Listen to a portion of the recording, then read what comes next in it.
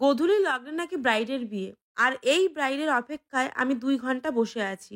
সাজতে এলো তখন পাক্কা 4টে বাজে। তোমরাই বলো 1.5 ঘন্টার মধ্যে আমি কি করে একা হাতে এই ব্রাইডকে রেডি করব? আমি তো মানুষ, ম্যাজিশিয়ান তো নই। হ্যালো এভরিওয়ান, আমি মেকআপ আর্টিস্ট দিশানী বর্মন। ব্রাইড দেরি করে বসলে মেকআপ আর্টিস্টদের কতটা সমস্যা হয় আজ সেই গল্পই তোমাদের সাথে করব। আজকের লোকেশন ছিল চাকদা কাঠের ব্রিজ, আমার বাড়ি থেকে মাত্র 3 কিলোমিটার ডিস্টেন্সে। আজকের ব্রাইড সায়নী। ব্রাইডকে টাইম দেওয়া ছিল 2টোর সময়, তো সেই মতো করে পাক্কা 2টোর সময় আমি পৌঁছে যাই। তবে আমি ব্রাইডের বাড়ি গিয়ে দেখি তখনও ব্রাইডের গায়ে হলুদের অনুষ্ঠান হয়নি। ইনফ্যাক্ট জল ভরাতেও যাওয়া হয়নি। কিছুক্ষণ সায়নীর সাথে গল্প করলাম, ও ভীষণ টেনশনে ছিল। আদৌ লগ্নের মধ্যে রেডি হতে পারবে তো?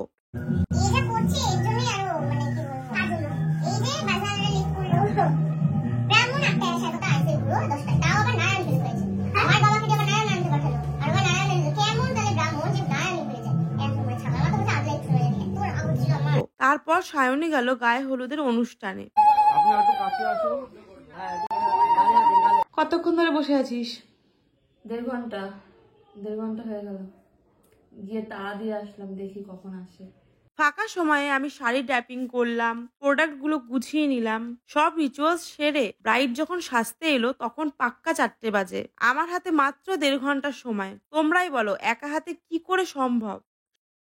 সায়নী বলো, তোমার কেমন লুক চাই আজকে? তোমার যেটা ভালো মনে হয় তুমি সেভাবে তোমার মতো করে সাজিয়ে দাও। তোমার কোনো রিকোয়ারমেন্ট নেই? আজকে তোমার বিয়ে, তো তোমার কিছু তো ভেবে রেখেছো? ওই একটু যেটুকুনি তোমাকে বলে দিয়েছি ওটা একটু দেখবে, বাস। বাকিটা তুমি দেখে নাও।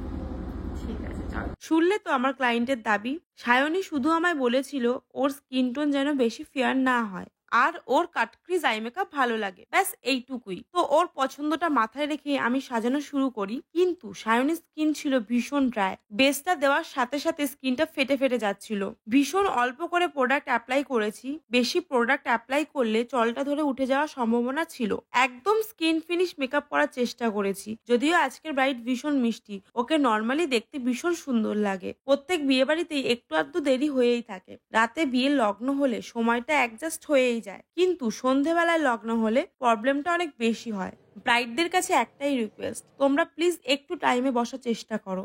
আমি জানি ব্রাইডদের হাতে সবটা থাকে না, তোমরাও অনেক টেনশনে থাকো, কিন্তু আমাদের প্রবলেমটাও তোমাদের বুঝতে হবে। তোমার হাতে যেটুকু থাকে সবটা দিয়ে চেষ্টা করো সময়ে বসা, কারণ হেয়ার থেকে শুরু করে কলকা ইচ এন্ড এভরিথিং একা হাতে করে 1.5 ঘন্টায় ব্রাইড রেডি করা চাপের হয়ে যায়। সাথে মাঝে মধ্যেই বাড়ির লোকের তাড়া। বিশ্বাস করো, তোমার স্পেশাল ডেতে তোমার লুকটা আমরা সব থেকে বিশেষ করতে চাই, কিন্তু সময় না দিলে সেটা আমরা 100% দিতে পারি না। তাই তোমার লুকটা স্পেশাল করার জন্য তোমাকেই টাইমে বসতে হবে, যাতে আমরা আমাদের 100% দিয়ে তোমার লুকটা স্পেশাল করতে পারি। এই হলো সায়নীর মেকআপের আগের লুক, আর এই হলো সায়নীর মেকআপের পরের লুক। তোমরাই বলো সায়নীর লুকটা কেমন হয়েছে?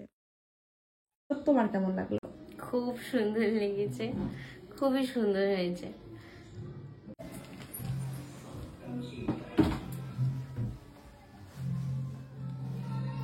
দেখেছো? এই তাড়াতাড়ি করো, এবার যাই হোক চুলটা বাঁধো, জারে বাঁধবা। আমার স্কিন টোন মতনই রেখেছি। আচ্ছা তোমরা এবার একটু বেরো, আমি একটু রিভিউ নেবো ওর কাছ থেকে। হয়ে গেছে, ওকে ছেড়ে দেবো এক্ষুনি। হ্যাঁ ওটা করাচ্ছে না এখানে।